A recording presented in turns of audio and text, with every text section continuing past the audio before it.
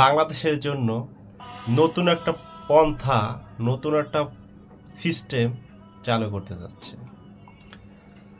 সেটাকে বলা হয় শ্যাডো মন্ত্রিসভা।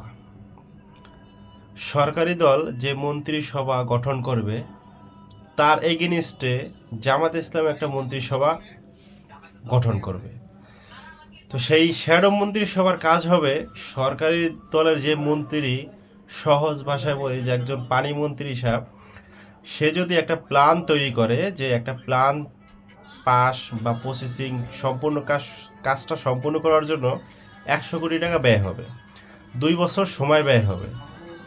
তো সে যখন সরকারি মন্ত্রী এই প্ল্যানটা সংসদে পাস হবে, তার এগেনিস্টে জামাতের যে মন্ত্রী থাকবেন, যে পানি মন্ত্রী, সেই পানি মন্ত্রী হিসাবেও এই সেম প্ল্যানটাই কিভাবে স্বল্প সময় সঠিকভাবে বাস্তবায়ন করা যায় সেই প্ল্যানটাও সে সংসদে পেশ করবে।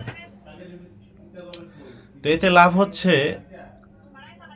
এখন এবং আগে যে মন্ত্রীগুলা কাজ করেছে তারা কোনো জবাবদেহি বা একটা মন্ত্রণালয় চালানোর জন্য যদি 100 কোটি টাকা বরাদ্দ করে একটা কাজ প্রকল্প কমপ্লিট করার জন্য, 100 কোটি টাকা ব্যয় হলো না 50 কোটি টাকা ব্যয় হলো এই বিষয়ে জনগণ জানতো না বা জানানোর প্রয়োজনও কোনো মন্ত্রী মনে করেননি।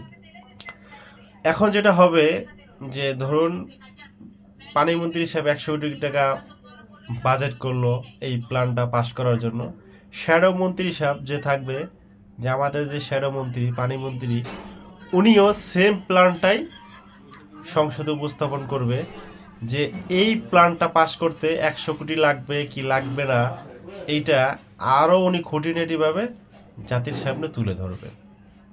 এতে জনগণের লাভ, জানতে পারবে তার ট্যাক্স, তার যে করের টাকাটা কিভাবে ব্যয় হচ্ছে।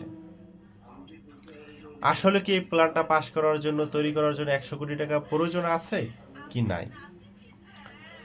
তাই দুজন মন্ত্রী, সরকারি মন্ত্রী এবং বিরোধী দলের যে শ্যাডো মন্ত্রী, দুজনই জনগণের সামনে তার প্ল্যানকে উপস্থাপন করবে।